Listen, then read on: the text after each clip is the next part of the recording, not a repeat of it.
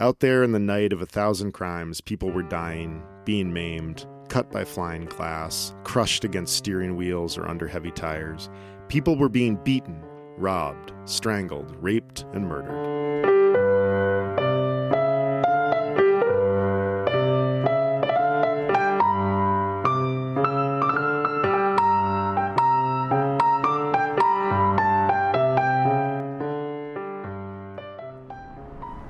Hello everybody, Duke's coming at you from what feels like a pretty cool December evening in Los Angeles. It's probably only about 50 degrees. My blood has thinned here in Southern California. I'm looking at my lime tree. Just got some nice looking limes on it, which is not in any danger of freezing. It may go a little bit dormant if it gets down into the 30s. Anyway, before we get into our book, The Long Goodbye by Raymond Chandler, a great Los Angeles novel, we have two quick announcements. And one is, despite what you hear in the credits, we now have two Patreon patrons. Thanks to friend of the show, Justin, for joining our Patreon and supporting us. We really appreciate that. And our other announcement is, this is going to come out in mid-December. Let's give you 6 weeks. We recently taped an episode as a video podcast, and that's coming out in a few weeks. That was just an experiment, but let's just lay it all on the table. Let's just use our middle-aged sex appeal and say this. We will tape an episode shirtless, and video it if we can get 3 more patrons by the end of January. 3 more patrons by the end of January, and Chris Bagg and I will tape an episode without our shirts. Guns of the Navarone, everything for the public. So if that is not an incentive for you to join our Patreon at any level you want, you can join at the lowest level. Hell, you can join and cancel right away just to trick us into doing it. We just need 3 more patrons to get to the shirtless taping. All right, I'll let you ponder that as we dive into the second half of Raymond Chandler's The Long Goodbye. I don't know who played Eileen Wade. Perhaps Lauren Bacall? I don't think there was a Bogart movie of this. Really? Yeah, I think the only movie was the Robert Altman, Elliot Gould. Cool. I think they did The Big Sleep with Bogart. Oh, that's right. Okay. And then, of course, there was the Star Trek episode, The Big Goodbye. No way. You don't remember that? No, is it? It's a holodeck episode. Where, okay, so it's Next Generation? Yeah. Oh, yeah. We should be recording right now. We are. Oh, great.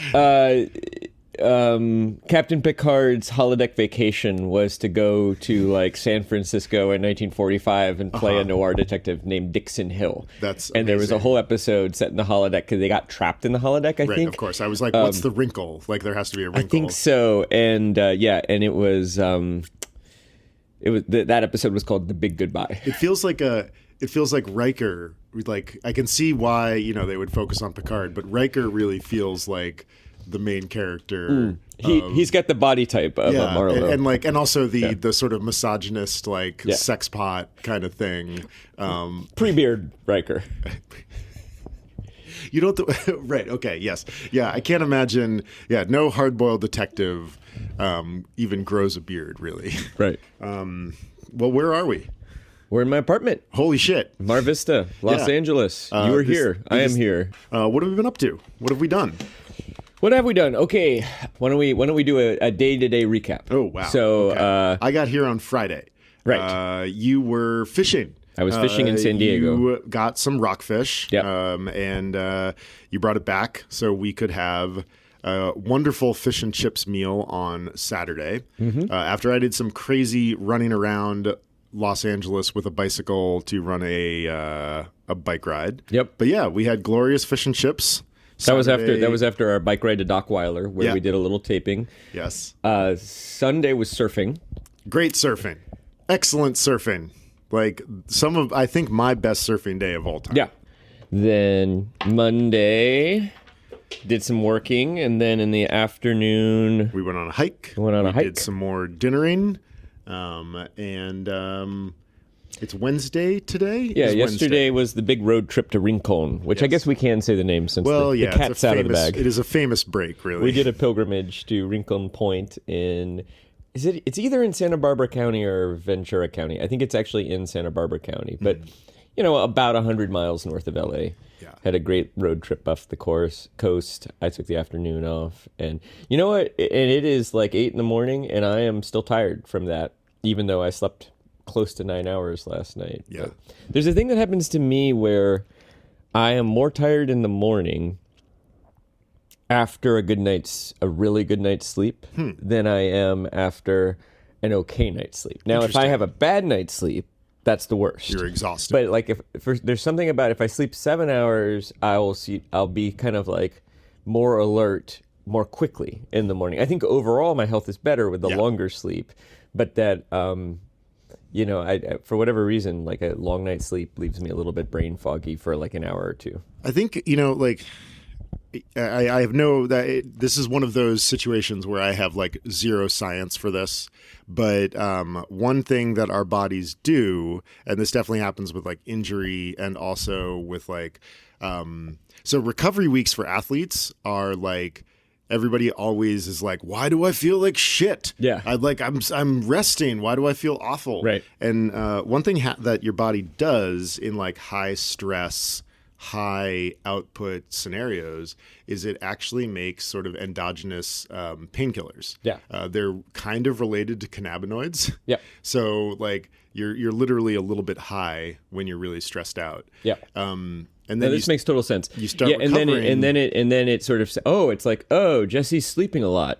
We'll start recovering. Yeah. Now we'll take away the pain covers and we'll start actually like healing that trauma which requires a little bit of inflammation, right? Yeah. And so you feel a little more. You're not high this morning. Yeah. You're not and high probably from like fatigue. a little more sore from recovery inflammation. Yeah. My brain might be a little bit foggy from like recovery. Yeah, that makes total sense. Yeah, and, like really. But then you need those days. Like Yeah. if you don't get them, my body will start eating itself and aging rapidly, even faster than we are already aging, which is happening fast all the time. It sucks. It does. But it's better than the alternative. That's true. And, we are still able to go do great stuff. Yeah. And keep up with you're entering into your intermediate surfing career. I know. It's great. I feel like intermediate should be further divided because I feel like if intermediate were divided into 3 phases, I'm entering into my second phase. You're entering, you were in the upper middle brow tranche of intermediate. Yes. I am a beginner intermediate. Yeah. There would then be sort of intermediate, and you would be what is like advanced intermediate. So we have Southern California, graceful, balletic, transcendent, poetic, and sublime. And then we have Southern California, dark, seedy, gritty. Because we're talking about the second half of Raymond Chandler's The Long Goodbye. Buckle up, folks. The second half of this book is we intense. could easily spend an hour recapping it. We are going to not going to do our best to bang this out in the next 5 minutes.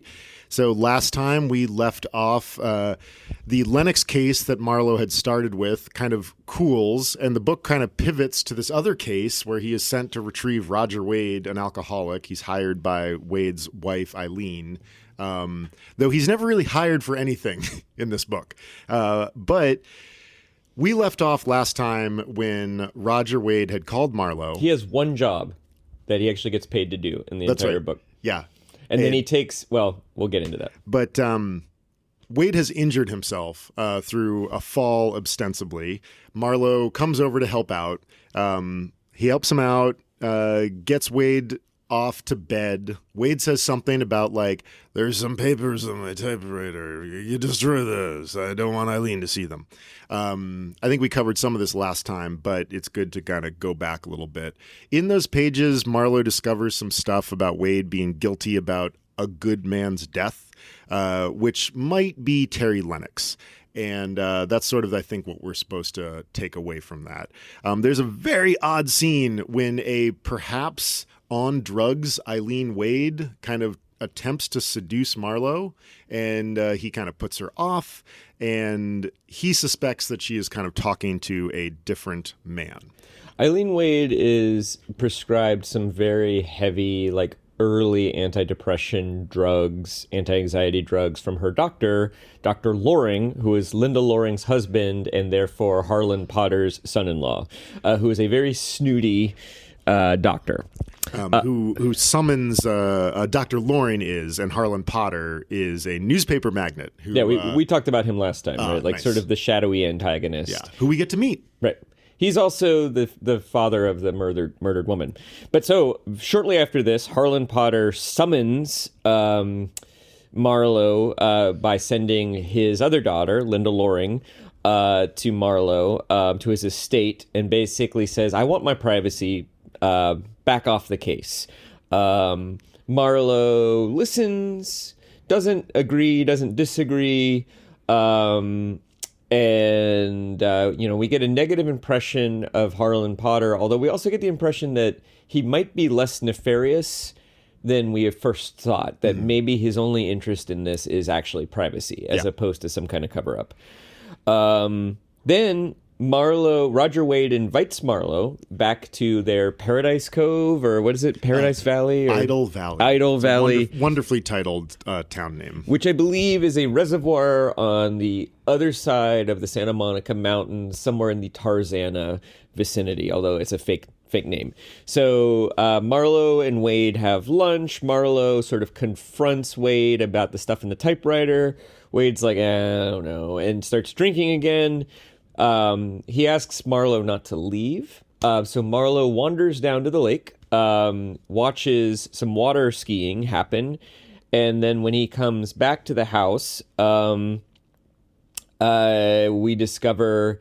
Well, actually, Eileen Wade also returns to the house. So Marlowe, Candy, and Eileen Wade are all in the house, and then we discover that Roger Wade is dead, lying on his couch, and that perhaps even Eileen Wade looked in on him while he was dead and thought he was merely sleeping. Yeah. So he appears to have killed himself. We know he has a gun. We know he's depressed. We know he feels guilty. Marlowe calls the cops. Eileen says something about Marlowe killing Wade, although nobody believes her. There's a short sort of investigation, inquest. It sort of blows over quickly. Candy sort of tries to point the finger at Marlowe and also suggests a kind of like an affair between Marlowe and Eileen Wade, but the cops don't believe him either. And then that sort of takes us to our endgame. Yeah, and the last third of the book is this somewhat complicated affair, very complicated, but Marlowe figures out that Eileen Wade and Terry Lennox were lovers and then married during the war.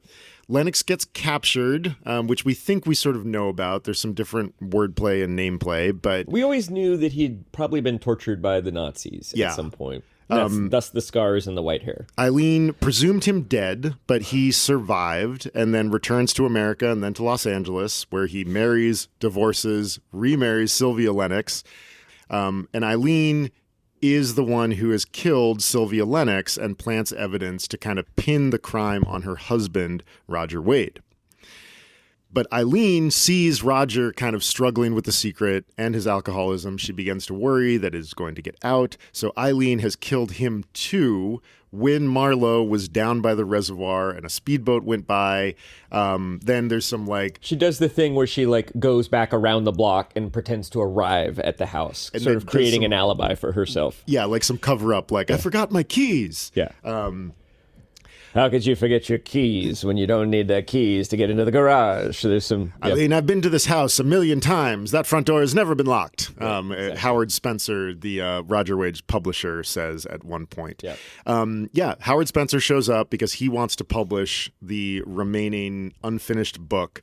There's kind of this wonderful scene where Marlowe walks Spencer through it with Eileen in front of them. They leave. So this would, if we were in Agatha Christie, this would be the last chapter. Right. Yes, I know. And we'll talk about this, but I was like this scene, I was like, there's 90 pages left. Yeah. And the murder has been solved. they leave, and I think as Marlowe sort of suspects / hopes, Eileen Wade kills herself with an overdose that night. And why don't you take us home? Well, it remains very complicated. There's some gangster stuff. There's some police stuff. There's some newspaper stuff. There's some lawsuit stuff. Political stuff. There's some political stuff. But eventually what we get to is and there's some seduction stuff. Some sex stuff. There's some sex stuff. Linda Loring and Marlowe end up sleeping together and then sort of part. And she's leaving her husband. But finally, a mysterious man shows up at Marlowe's house at the behest of one of Terry Lennox's old friends, a gambler named something. Randy Starr. Randy Starr sends this Cuban man, Meyer Ramos, to Marlowe's house. But we learn that he is, in fact, Terry Lennox in disguise with plastic surgery and some kind of like skin darkening makeup or something like that. So he arrives and tells Marlowe a story that's designed to sort of dissuade Marlowe to abandon the case. But Marlowe sees through the disguise, and there's a final confrontation between Terry Lennox, which Terry Lennox sort of apologizes for keeping Marlowe in the dark, but Marlowe is disgusted by the whole affair, keeps the $500 for expenses, but gives the $5,000 bill back to Terry Lennox. Terry Lennox leaves somewhat dejected, maybe hoping that they would renew their friendship. But Marlowe has basically said, I don't want to see you again. So we assume that Lennox is going back to Mexico to live out the rest of his sad, frustrated life in disguise in Mexico. Yeah, there is a wonderful line when Lennox says something about, like, I am basically dead inside, which fits very neatly inside the rubric of noir. Yeah. Listener, if you hung with us during all that, good job. Okay. Same thing as last time. Sexism, racism, toxic masculinity. I'd say all worse in the second half. Yeah, much worse. Yeah.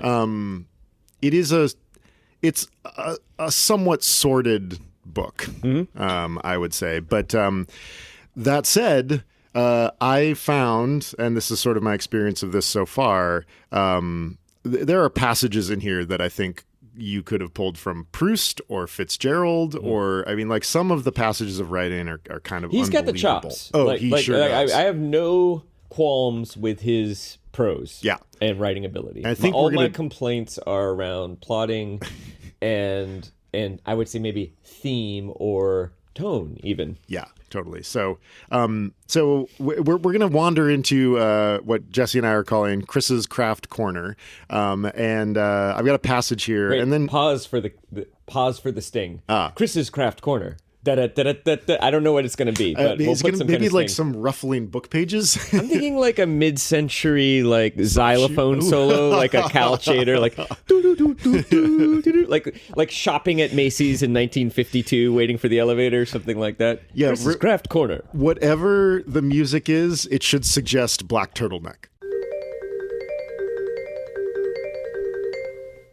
But this is after the scene with the cops where Candy has kind of accused Marlowe of having an affair with Eileen and trying to pin the murder on Marlowe because now there's motive. And what are we listening for, if anything? So, I mean, maybe nothing, but like, let's get to that after the passage because I kind of think that that's sort of what I want to talk about. Sure.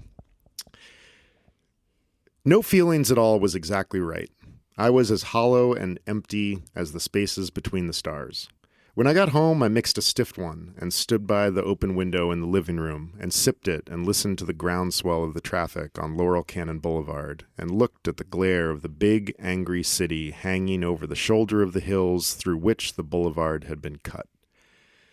Far off, the banshee wail of police or fire sirens rose and fell, never for long completely silent. 24 hours a day, somebody is running. Somebody else is trying to catch him. Out there in the night of 1,000 crimes, people were dying, being maimed, cut by flying glass, crushed against steering wheels or under heavy tires. People were being beaten, robbed, strangled, raped, and murdered. People were hungry, sick, bored, desperate with loneliness or remorse or fear, angry, cruel, feverish, shaken by sobs. A city no worse than others, a city rich and vigorous and full of pride, a city lost and beaten and full of emptiness. It all depends on where you sit and what your private score is. I didn't have one. I didn't care. I finished the drink and went to bed. Man. So the thing I want to talk about is the sublime. That's where we're going to take Chris's craft corner. And the sublime is one of those concepts or terms that, like, sublime has now sort of, like, a lot of positive words just sort of become vaguely nice. Mm-hmm. You know, people will say things like, oh, it's sublime. I've always understood it to mean a kind of non-religious experience of the infinity. Yeah, that's the actual, like, term that we're going for. Something beyond the reality, the day-to-day reality, that has a deeper meaning than everything we experience. Yeah, like, I think, you know, when I think at some point in the last, like, 25 or 30 years, astronomers were like, there's more mass in the universe than we can account for, and that's really confusing. And they discovered this concept of dark matter, which they very recently debunked. Oh, interesting. I did not know that. Or somebody did.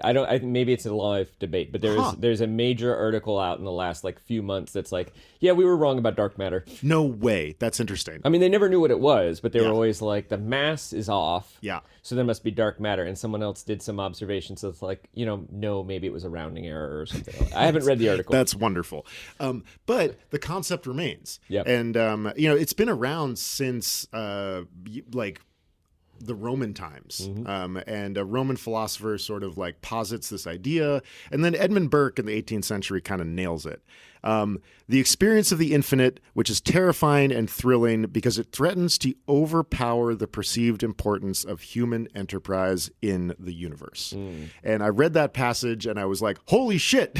Yeah. Like, Raymond Chandler is, and it shows up in the 18th century, 19th century in a lot of Gothic novels. That is where it really kind of has this moment, especially during, like, romantic poetry and, again, Gothic stuff, sort of the bigness of emotion overpowering the Enlightenment. Yeah. Sort of rational thought.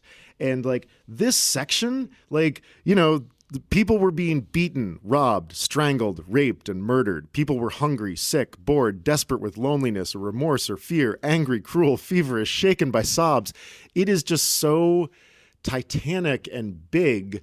I'm kind of getting the sense that you're sort of on the same page because what you just said about, like, his writing chops are great.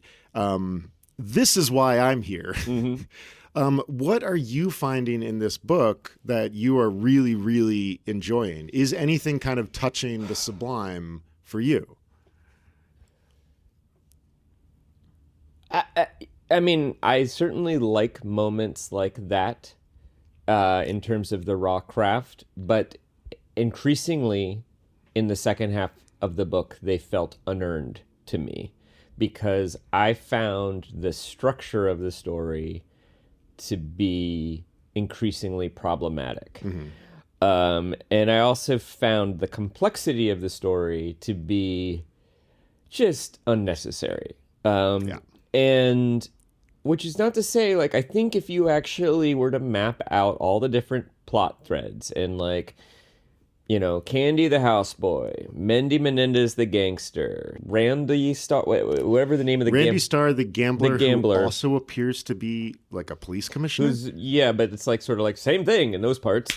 The two different identities of Terry Lennox. I think if you were to map them out, you wouldn't find any errors. Yeah. Right? Like, I think he's done his math such that they all do, but it's just like I don't think the story needs to be this complex to achieve the emotional effect. So it ends up just feeling like you're being taken.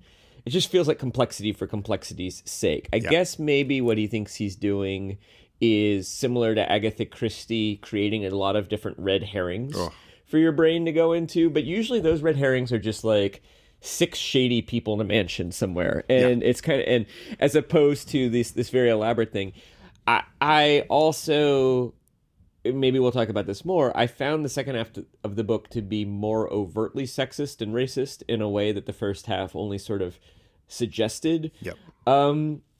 So I got to the point where I got kind of sick of the book in the second half. I have a suggestion.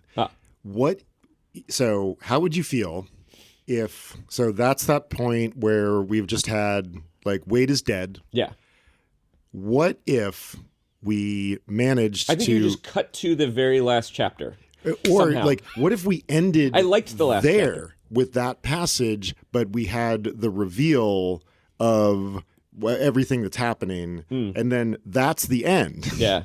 Like, what would you... I mean, I know we would have to do a lot of, like, plot architecture, but to me, that felt like the bigness of an ending. No feelings at all was exactly right. Okay, I'm looking at this. I also find this section to be a little overwritten. I like the nouns and verbs. I don't like the adjectives. 24 hours a day, somebody is running. Somebody else is trying to catch him. Out there in the night of 1,000 crimes, people were dying, being maimed, cut by flying glass, crushed against steering wheels, or under heavy tires. Stop there.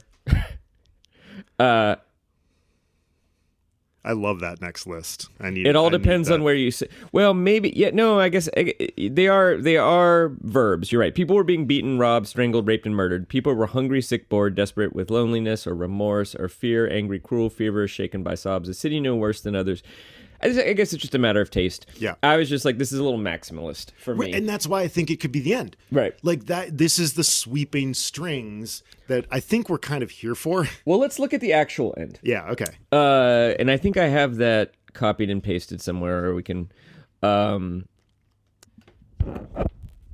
Okay, so we have this moment where Terry in his disguise and Marlowe are confronting each other. Terry's basically saying, Marlowe, don't be too mad at me. I've had it rough. And Marlowe says, I know all that, Terry. You're a very sweet guy in a lot of ways. I'm not judging you. I never did. It's just that you're not here anymore. You're long gone. You've got nice clothes and perfume, and you're as elegant as a $50 whore. That's just an act, he said, almost desperately. You get a kick out of it, don't you? His mouth dropped in a sour smile. He shrugged an expressive, energetic Latin shrug. Of course. An act is all there is. There isn't anything else. In here, he tapped his chest with the lighter. There isn't anything. I've had it, Marlowe. I had it long ago. Well, I guess that winds things up. He stood up. I stood up. He put out a lean hand. I shook it. So long, Senor Mayoranos. Nice to have known you, however briefly. Goodbye. He turned and walked across the floor and out. I watched the door close. I listened to his steps going down the imitation marble corridor. After a while, they got faint. Then they got silent. I kept on listening anyway. What for? Did I want him to stop suddenly and turn and come back and talk me out of the way I felt? Well, he didn't. That was the last I saw of him. I never saw any of them again, except the cops. No way has yet been invented to say goodbye to them. I do like that ending. Yeah, that's a good... I like that. Those last 2 pages, like, I was like, God damn it, Chandler, oh my God, blah, blah, blah. And I'm like, okay. Yeah. Right. And I think what I'm calling for is I just think the final 90 to 100 pages, it feels like... We've talked about this with Stevenson before, that the chessboard gets set up, and then he spends the second half knocking them down. There's a lot. He even started rebuilding the chessboard. No, that's what I'm saying. I think it's the flip-flop. Yeah. And that's probably like the nature of a mystery or a whodunit or that sort of thing, is that like the architecture has to become clear in the second half. But we're not playing chess here. We're playing like Axis and Allies.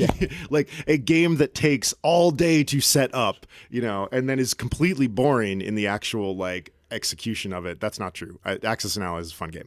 But I think we might be on the same page, but like... Yeah, no, I mean, I definitely like that section, and you're right. It would be something I would preserve from the end. I do like this particular ending, and I like that it's an action end. He doesn't end on dialogue, but he does end on kind of a wry joke. Yeah. It's almost like Marlowe's self-dialogue, right? Which I think is the nature of noir. Right. Like nothing matters, wry joke. Well, and I kept on listening anyway. What for? Did I want him to stop suddenly and turn around and come back and talk me out of the way I felt? And the answer is yes. I think he does. Of course. And I think because this is a love story. Yeah. And Marlowe's heart has been broken by Terry Lennox. Yeah. And yeah, the answer is yes. But at the same time, Marlowe's pride and his principles are too much for him to say, come back, Terry. I'm sorry. I got sore at you. Let's go have a gimlet. Right. You know, and it's not like a love story where they want to have sex. No. But like he is angry. I think he's angry at this moment because he thought Terry Lennox was a better person than he actually is. He thought Terry Lennox was a victim of the powers that be who conspired to throw Terry Lennox under the bus, a fellow underdog like him. And what he's learned is that Marlowe has learned that Terry is actually one of them. Yeah. And that he is alone. Yeah. That is the, like The Simpsons, like any episodic cartoon, these are episodic books. They're other Marlowe books. Right. We have to return to start. Right back where we started. Yeah, we have to. And that's why it doesn't matter what order you read them in. Yeah, exactly. Probably. Yeah. I don't know. And it's, and the reason I brought up the Sublime is I'm like, we did touch the infinite, and then we spend the last 90 or 100 pages doing just very pedestrian BS. Yeah. We're just moving pieces around and making sure the math works out. Well, who is the character in this book who reminds you the most of Raymond Chandler? Oh, I mean, it's going to be Roger Wade. Who we understand is a talented writer who writes genre dreck. Yeah. And knows it's bad, but needs to keep writing genre dreck to pay the bills. Yeah.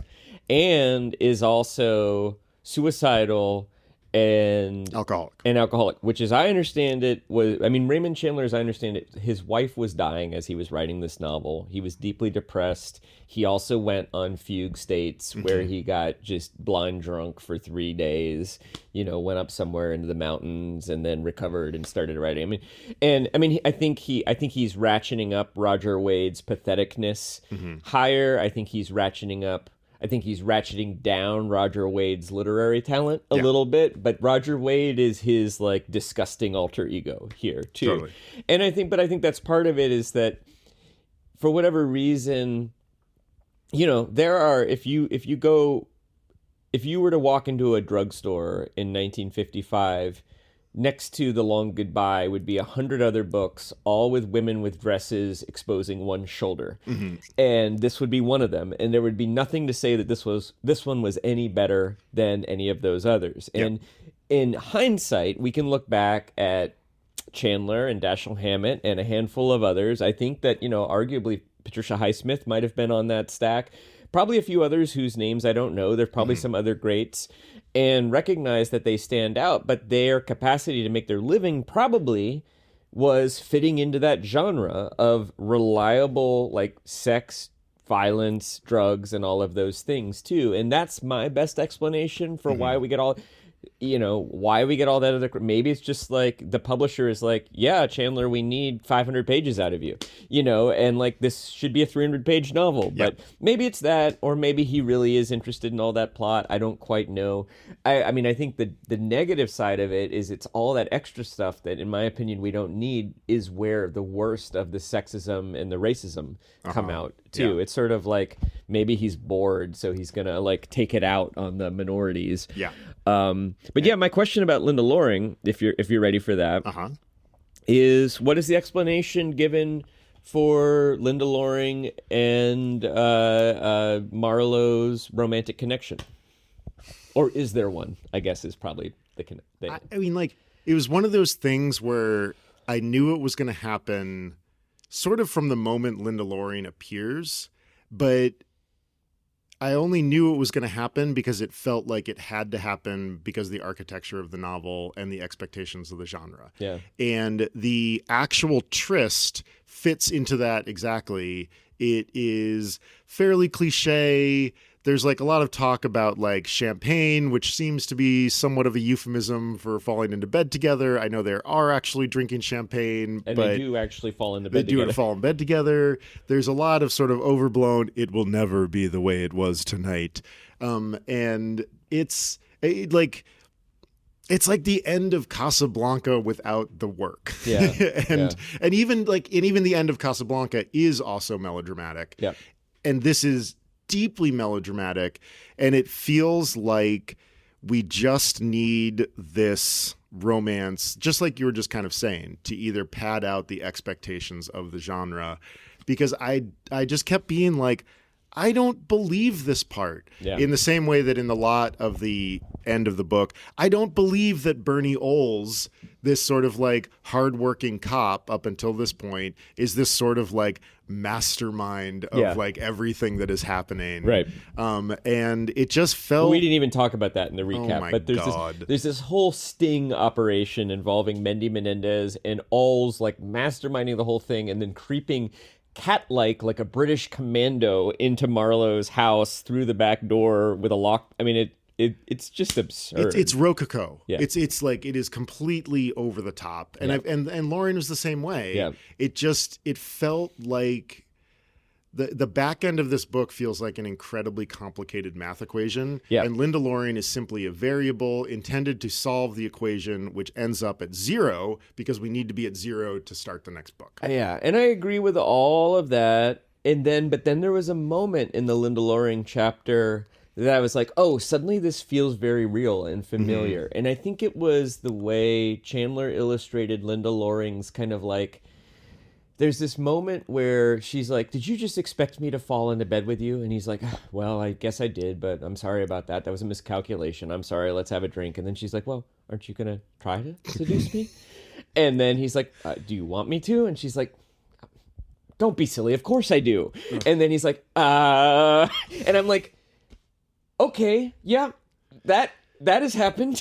Like that, that I am familiar with this particular, like, that particular push-pull. I thought he narrated particularly well, but I didn't understand what got her there in the first place. I think, but then again, I think this is the thing you get with Chandler is like, this doesn't really make sense, but then there is a glimmer of insight. Because he's such a good writer that I think that like, even when he's not paying attention to what he's doing, like the craft creeps in. And he has enough pathos, like sort of wrapped up in his own... He's like, okay, she's there. What would she be feeling right now? And even he might be like drinking and smoking with one hand and sort of like typing away at the typewriter in the other. I mean, like it's sort of a weird moment of monkeys at typewriters. Yeah. And he's good enough that there's parts of it that land. But I was so... It was another moment where I was kind of disappointed by the second half of the book. Me too. I have a question for you about Harlan Potter and his sort of existence and his worldview. It's another reading. Okay. So what I want you to, the question I've got for you here, Harlan Potter is sort of held up as our villain, and maybe this is our late capitalism moment. Yeah. I don't know if I agree with that anymore. Which? That he is held up as our villain. Right, yeah, that's true. He's sort of our... I think that was the feint. Yeah. So, as I was reading this passage, I was like, I don't think there's anything wrong with this point of view. Okay, Mr. Potter, what goes from here? He wasn't listening. He was frowning at his own thoughts. There's a particular thing about money, he went on. In large quantities, it tends to have a life of its own, even a conscience of its own. The power of money becomes very difficult to control. Man has always been a venal animal. The growth of populations, the huge costs of war, the incessant pressure of confiscatory taxation, all these things make him more and more venal. The average man is tired and a tired, scared man can't afford ideals. He has to buy food for his family. In our time, we've seen a shocking decline in both public and private morals. You can't expect quality from people whose lives are a subjection to a lack of quality. You can't have quality with mass production. You don't want it because it lasts too long. So you substitute styling, which is a commercial swindle intended to produce artificial obsolescence. He's describing Apple. I know, it's amazing. Mass production couldn't sell its goods next year unless it made what it sold this year look unfashionable a year from now. We have the whitest kitchens and the most shining bathrooms in the world. But in the lovely white kitchen, the average American housewife can't produce a meal fit to eat.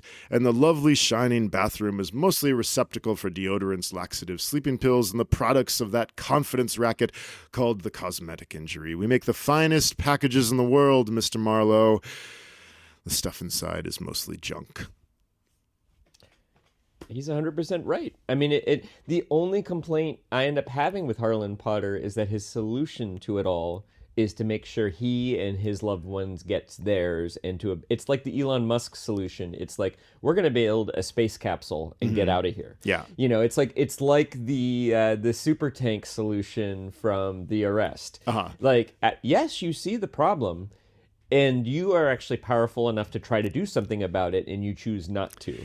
But he's not the evil mastermind that he necessarily is suggested to be. And he's really just a grumpy, old-fashioned old industrialist who is disgusted by the moral state of affairs of the world, and then does not choose to behave particularly heroically as a response to that. Yeah, he's very callous. I mean, he lets he doesn't really care too much that his own daughter has been murdered simply because of a difference in morals. And which kind of puts him up as, and Marlowe in this chapter is he's very nonplussed by Potter. He's a little confused. There's one moment where he's like, my mouth was open. This guy hated everything. As does Marlowe, though. I mean, the only real difference between them is that Potter has more power and that Potter chooses to not engage. Whereas Marlowe, at this point in the book, is still enough of an idealist that he's going to, in what kind of cynical way he can, try to make the world a little bit better. Yeah. Whereas Potter is only out for himself. But Potter's not a murderer. He's not bribing cops. His claim is he doesn't have to bribe the cops. They simply do, he's just influential enough that they merely do his bidding. He's a gravity source. Well, I mean, this is my follow-up question to you then, because you made the claim, or you suspected in the first half, that this was a populist novel, and that the villain behind the scenes was the capitalist industrialist Potter. Right. I don't think he's the villain. I think you're right. Correct. So who is the villain, and where is the injustice in this book? Okay, so the villain, the way we get to the villainous nature here is by looking at our, quote, hero. And, the thing that Marlowe, the reason why he's disgusted with Lennox in the very end is that Lennox is not his friend. Lennox is manipulative. Lennox is looking out for himself. And there is all of this sort of ridiculous, we were talking about this morning, that like Marlowe doesn't get paid ever. Like, he gets paid for that job where he like sends somebody to Hawaii to get the girl back, and he's supposed to get paid $200. He only takes $20. He like passes the $200. He's so generous because he doesn't want to profit off of this society. I think the villain here is society. That sort of feels society, man. I know. It's like, Philip Marlowe prefigures Christian Slater in Heathers somehow. Yeah. And but like, this is where a lot of those ideas of like, because we're in the 50s. And so, Chandler isn't a beatnik, but he kind of prefigures these ideas of hopelessness and nihilism and existentialism. And because in the 50s and 60s, we're sort of in like early late stage capitalism, we're kind of in the beginning of the end. And now we are, sort of at the end of the end, 60 years later. And I think the villain is like society or the system. Ken Kesey is going to pick up these ideas in 20 years and write One Flew Over the Cuckoo's Nest. And so I think that's who the villain is, which fits really nicely for noir. Because you need the solo character who is railing against the powers arrayed against him. If society is the villain, then what is the crime? I mean, capitalism, but that's too bland. That's not really a crime, right? Like it's a process. It's a process that generates crimes, but it's sort of more of the symptom. So if society is the villain, the crime is, I think, like manipulation and a self-interested manipulation of others. Yeah. Well, think about Lennox is grateful to Marlowe for taking him to Tijuana and covering for him. The way he shows that gratitude is a $500 bill, which is a $5,000 bill. $5,000 bill, which is a year's salary. It would be like $100,000 today. So that is he's actually showing Marlowe, look, I'm really grateful to you. Like, I really appreciate it. He didn't have to get him but I think in Lennox's mind, and I think what breaks Marlowe's heart is that ultimately Marlowe is just another guy. He's just the help.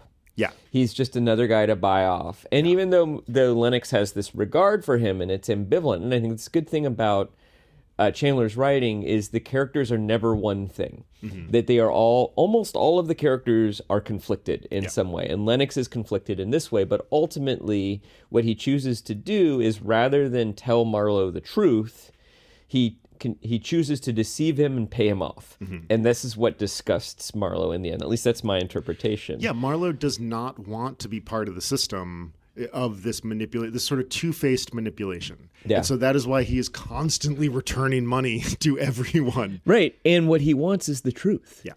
Now you could argue that, okay, it was late, but Lennox makes good in the end, right? Mm-hmm. He does show up face to face. Yeah. He doesn't have to do it. Yeah. He risks being arrested to tell the truth. And I think Marlowe's reaction to this is too little, too late. Yeah. But there is a little bit of the lover's spat in that reaction too. But I want to give you a reading about my response to this being a populist novel. This is when Wade has gone to bed. Eileen has made her pass at Marlowe. Marlowe is sorely tempted, but does reject the pass. Mm-hmm. And then he has this interaction with Candy, the houseboy, which is kind of like valet, I think, or valet. But a houseboy is a particularly unpopulist framing of this. So it's in the morning. Marlowe slept on the couch. He gets up. He has this interaction with Candy where Candy says, "You ain't tough this morning, Seamus. You ain't tough at all. Get the goddamn coffee," I yelled at him. "Hijo de la puta." In one jump, I had him by the arm. He didn't move. He just looked at me contemptuously. I laughed and let go of his arm. "You're right, Candy. I'm not tough at all." Then some stuff happens. Mm-hmm. Candy gets the coffee. He comes back. There's some more conversation. Then they have another one of these. They have several of these, like, who's the tougher one confrontations. There was another one. So here's another one when Marlowe's about to leave. There was a gleam in his eye. "Just don't come around anymore, tough boy. I'm leaving." I stood up and walked around the table. He moved enough to keep facing forward to me. I watched his hand, but evidently he wasn't wearing the knife this morning. When I was close enough, I slapped a hand across his face. "I don't get called a son of the whore by the help, greaseball. I've got business here, and I come around whenever I feel like. Watch your lip from now on. You might get pistol whipped. That pretty face of yours would never look the same again." He didn't react at all, not even to the slap. That and being called a greaseball must have been deadly insults to him. But this time he just stood there, wooden-faced, motionless. Then, without a word, he picked up his coffee tray and carried it out. "Thanks for the coffee," I said to his back. He kept going. When he was gone, I felt the bristles on my chin, shook myself, and decided to be on my way. I had had a skinful of the Wade family. And just for context here, I don't know that this is a kind of regional slang, but in Southern California, greaser and greaseball are insults for Mexican American. Mm-hmm. Yeah. Particular to this context too. So this is nasty, racist, classist stuff that Marlowe is engaging in. I read that and I'm like, I don't think this is a populist novel. Like, I think that Marlowe does resent the wealthy, but he also resents the servile class. Yeah. Anytime anybody in that class asserts sort of class impertinence or racial impertinence. Like, Marlowe is comfortable with his place in the hierarchy to some degree. Certainly, he doesn't want anybody lower them in the hierarchy to assert uppityness. well, what if we take populism instead of a classist organization and more of a establishment and non-establishment systems? And I think the reason I can make a case for this to continue being a kind of populist view is that at this particular moment, Marlowe thinks that candy is part of this whole nefarious system of obfuscation. Yeah. And then when Marlowe kind of eventually realizes that Candy just likes Roger Wade. Yeah. Because Roger Wade pays him well. Yep. He's actually like compensating him fairly. All that. Marlowe goes to great lengths to make sure that Candy is safe. And we do learn that Candy suspects that Marlowe is there to try to seduce Eileen too. So that actually all of this is his being protectiveness. And they do kind of work it out. Yeah. They kind of like, and the novel ends, or their relationship ends, I think, with Candy thanking Marlowe. Yeah. And it does not forgive the language. Right. It doesn't forgive the structural racism and the structural classicism that's here. But the reason I keep coming back to populism is that I do think this is a novel of the little guy against overwhelming forces arrayed against the little guy, which is what made me think of the Sublime in the first place. Well, and I guess maybe my different, because I could at the same time this novel is being written, you have the Soviet Union, which is a avowedly classless society where you have just as much Byzantine manipulation. Yeah. And so to frame it as sort of leftist or rightist to me feels inaccurate in this moment. The most leftist government in the world is just as corrupt as America during this period, if not more so. Right. Certainly they're neck and neck in the corruption. I mean, to me, and maybe we're both projecting our own values on this, it's a novel about truth, the idealist who seeks truth, and the forces in the world that frustrate that. And ultimately, Marlowe's loneliness is that nobody seems to care as much about the truth as he does. Yeah. And this is one of the problems with literary theory, is like trying to arrive at a shared definition of different isms. Yeah. And we might as well now be talking about, everything. But I think you're right. I think what you just defined as this novel, that is the heartbreaking nature of it.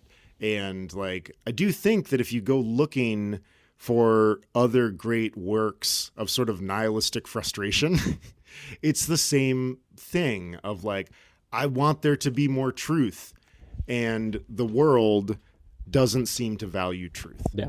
Yeah. I think it's time for trivia. All right. You're the host. Because we've already kicked around the last 90 pages and everything like that. So, okay. On page 239, there's a reference to the British Army service badge, or, quote, their version of the, quote, ruptured duck, unquote, unquote. Oh, man. So I was like, ruptured duck?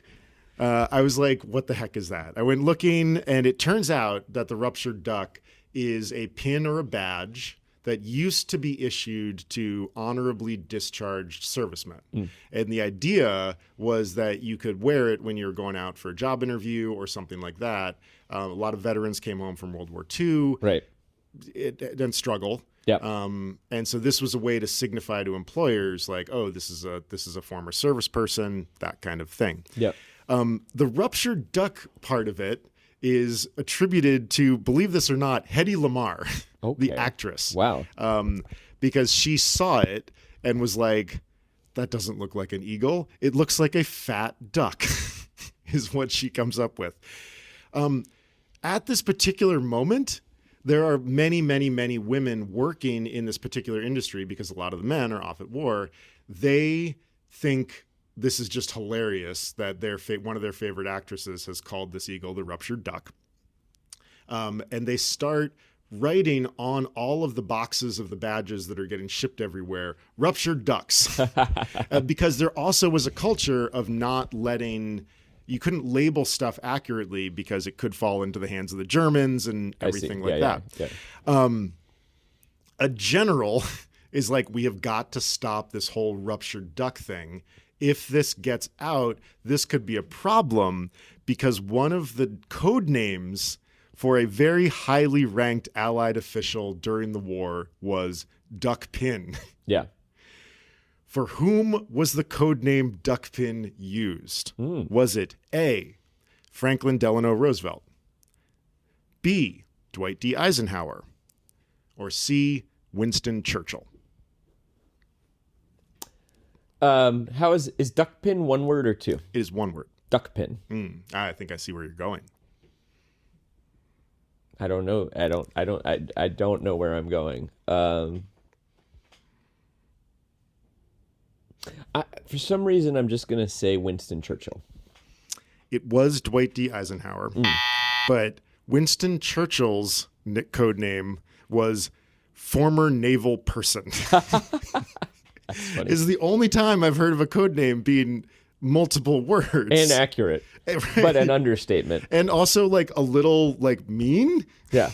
Well, it's I don't know. I mean, also an army general at this particular moment. Well, actually, I don't believe that Churchill was ever associated with the Navy. No, the person who was doing who was trying to suppress the ruptured duck thing. He was an army general, so I think that is the pejorative former Navy person. Former naval person. I see. Well, it's confusing if nothing else, which is probably useful. All right. Well, boo. Okay, so when Roger Wade shoots himself. The reason that Marlowe doesn't hear the gunshot is that he is gazing at the lake, and there's a sound on the lake being created by a motorboat, which is towing somebody who sounds like a water skier, except for Marlowe keeps referring him as being on a surfboard. Yeah. Now, based on Marlowe's description, this would be something like a wakeboard, but wakeboards did not exist in the 1950s, and it would be very, very hard to water ski without bindings. So it's probably not actually a surfboard, although perhaps it could be a modified surfboard. Okay. But based on my research, it appears that what Marlowe is describing is a very early iteration of what we now call a wakeboard. Okay. But it had different names. It's had different names in those eras. So which of these names was the earliest name for essentially the single board that you water ski on, which we now call a wakeboard? Oh my God. Was the earliest iteration of that technology A, the monoski, B, the surfboard, C, the lake board, or D, the hindmost board? That one. Nice work on that last one. Good job. I want to go with A. Correct. No way. Yes.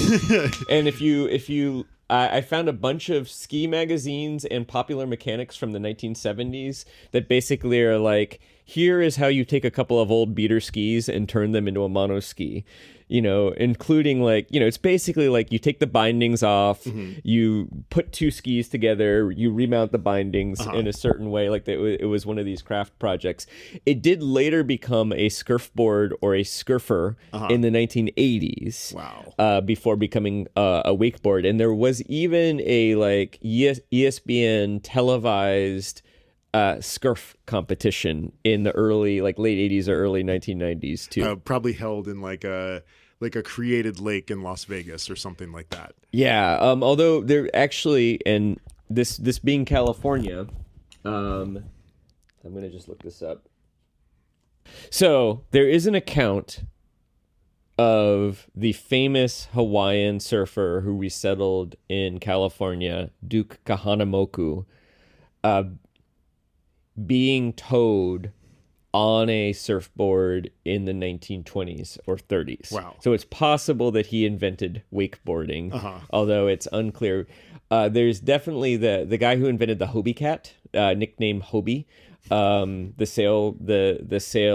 sailboat entrepreneur from the 1930s and 40s, also apparently was towed on a modified surfboard from Los Angeles to Catalina Island one time, too, sometime in the 1930s or something like that. So it's entirely possible, like Raymond Chandler probably did see somebody on a water skiing surfboard. On a mono ski at some point, and put that detail into his book. But they were not common in those days. I bet. That's so interesting. I wonder, like, when you, like, those little happenstance details that work their way into kind of permanence, you know, and you wonder, like, God, but that is just so lucky that happened. Or I wonder if he saw it and was fascinated by it. And yeah. Well, was water skiing? Water skiing was a thing by that. Yeah. How interesting that's what he went with. Yeah. Well, you know, I think, like, if you think about it, this is the earliest iteration of recreational lakes. Yeah. And the earliest, I mean, if you think about the early Chris Crafts and Johnson outboard motors becoming widely available, all of that is really starting in the post-war period. Like, you know, I mean, there were outboard motors in the 1930s and 20s. Steinbeck talks about the outboard motor in the log from the Sea of Cortez, which I think is the 1930s or something like that too. So it existed. But I think the 1950s is sort of the first time that, like, you know, middle-class Americans have access to boats and outboard motors and things like that. So, but anyway, next up, we're going to do a single episode on Dashiell Hammett's 1929 short novel, Red Harvest, which I'm very, very excited about. But before we get to that, Chris Bagg, will you read The Long Goodbye again? I don't think so. I really, really enjoyed this book, but the Baroque nature of the final 100 pages just made me be like, ugh. Like, I just felt like I had been enjoying this kind of like sort of emotional, political, social page turner with great prose. And then I was sort of dumped into this, like, kind of like hackneyed procedural. Yeah. Same here. I don't think I'll read it again. Same thing. There are other great books from this era. I probably will read some other Raymond Chandler at some point. You know, he clearly has talent.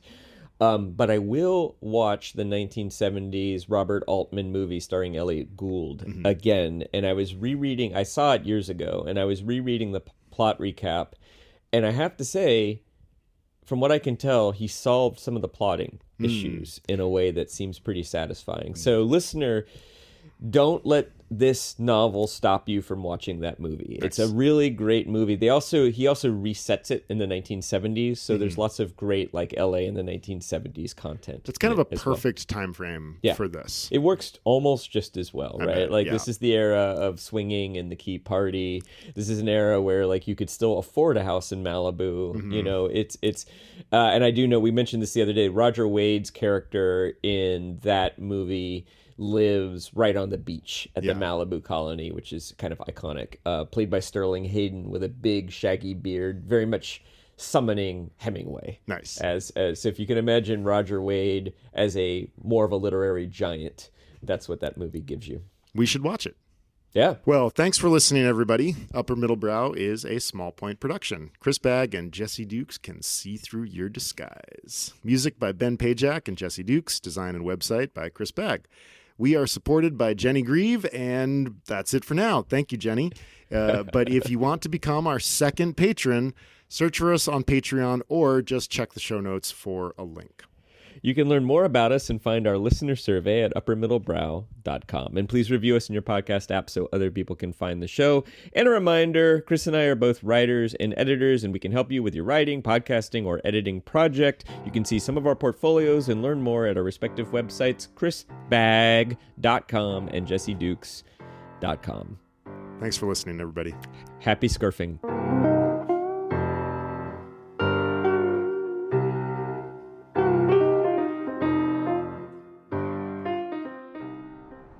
Hello, Dukes here again. It's a cool and foggy night in Los Angeles, the kind of foggy night that poor old Philip Marlowe must have experienced in his Laurel Canyon home from time to time.